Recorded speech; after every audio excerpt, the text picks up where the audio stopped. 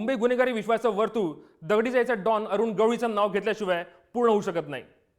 मुंबापुरीवर राज्य करण्यासाठी या मराठी डॉननं आपली दहशत निर्माण केली आणि गेल्या 3 दशकापासून दगडी चाळीतून डॉन अरुण गवळी सूत्र हलवतोय। शिवसेनेचे नेते कमलाकर जामसंडेकर यांच्या हत्येप्रकरणी तो सध्या जन्मठेपेची शिक्षा भोगतोय। डॅडीचा गुन्ह्याचा पाढा वाचणारा हा खास रिपोर्ट पाहूया। मुंबई, एक ऐसा शहर जहां इंसानों के बीच इसी फर्क ने एक अलग दुनिया बनाई। मुंबई अंडरवर्ल्ड। मुंबई का किंग कौन? नाव अरुण गुलाब गवळी। जन्म तारीख 15 जुलै 1952। उंची 5 फूट 3 इंच। शिक्षण 11वी पास। व्यवसाय गँगस्टर खुनी। पत्ता दगडी चाळ भायखळा मुंबई।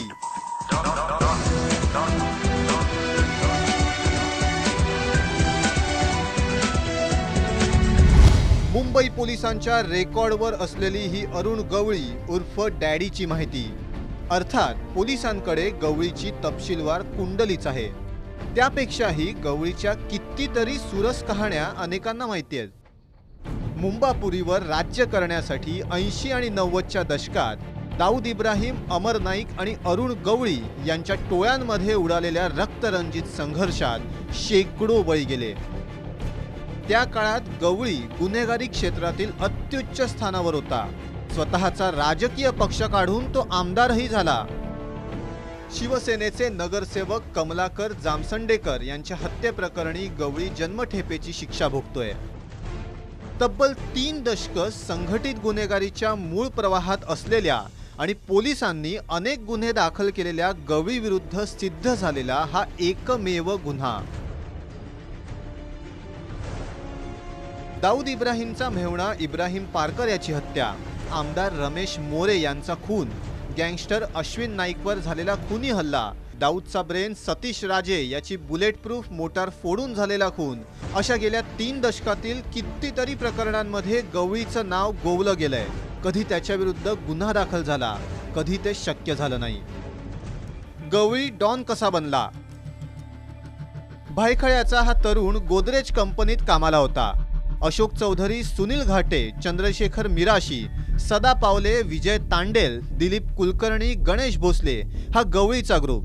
भायखळ्यात वजन असलेल्या रमा नाईकशी त्याची दोस्ती होती। याच भागातल्या पारसनाथ पांडे आणि कुंदन दुबे यांच्याशी नाईकची दुश्मनी होती।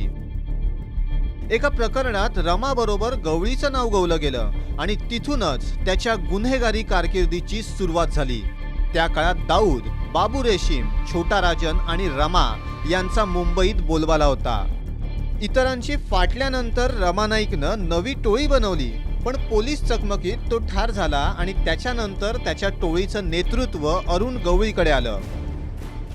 रमाच्या हत्येचा बदला घेण्यासाठी गवळी टोळीनं दाऊद इब्राहिमचा ब्रेन सतीश राजेची हत्या केली। त्या काळी ही खूप धाडसी घटना मानली गेली। त्यातून गवळीची दहशत पसरली। पण इथून सुरू झाला तो रक्तरंजित खुनी बदल्याचा संघर्ष। यात सख्खा भाऊ पापा गवळी ते सदा पावले असे किमान 10 जवळचे साथीदार गवळीनं गमावले। पण मराठी डॉन म्हणून त्याचा करिश्मा शेवटपर्यंत कायम राहिला। 23 मे 1985 ला महाराष्ट्रात टाळा लागू झाला आणि त्या कायद्याखाली गवळीला 5 वर्ष तुरुंगाची हवा खायला लागली। पण टाळातूनही त्याची निर्दोष मुक्तता झाली आणि दगडी चाळीतील डॅडी पुन्हा सक्रिय झाला। 1987-88च्या सुमारास दाऊद इब्राहिम आणि छोटा राजन देश सोडून फरार झाले। एकटा गवळी दगडी चाळीत राहून आपलं साम्राज्य वाढवत होता। दगडी चाळीत बसून तो राजकारण करू लागला। लाखो लोकांचा मोर्चा मंत्रालयावर नेऊन सर्वांना चकित केलेल्या गवळीनं लोकसभा निवडणुकीत भायखळा मतदारसंघातनं तब्बल लाखभर मतं घेतली। 2000च्या विधानसभा निवडणुकीत तो सहज निवडून आला। त्याच्या अखिल भारतीय सेनेच्या शाखाही खेडोपाड्यात पसरू लागल्या। पण इथूनच त्याचा एका राजकीय पक्षाशी संघर्ष सुरू झाला। वयोमानाप्रमाणे गवळीने नंतर संघर्षाचा मार्ग कमी करून दाऊदपासून ते अगदी राजनपर्यंत सगळ्यांशी समझोता केल्याची बातमीही आली। मुलगी नगरसेविका झाली। राजकारणात प्रवेश केलेल्या गवळीनं काळाप्रमाणे गँगचं काम बरंचसं कमी केलं, पण तरीही गवळीचा दरबार भरत राहिला. तंटे सोडवण्यासाठी व्यापारी पोहोचतच राहिले आणि त्याच वेळी दरबारात शिवसेना नगरसेवक कमलाकर जामसंडेकरची सुपारी आली आणि ती घेण्याची चूक गवळीकडून झाली. यामुळे अरुण गवळीवर पहिल्यांदाच गुन्हा सिद्ध झाला आणि त्याला जन्मठेपेची शिक्षा सुनावण्यात आली. ब्युरो रिपोर्ट, जय महाराष्ट्र. खबरदार मध्ये आज आपण छोटासा ब्रेक घेतोय. तुम्ही पाहत राहा जय महाराष्ट्र.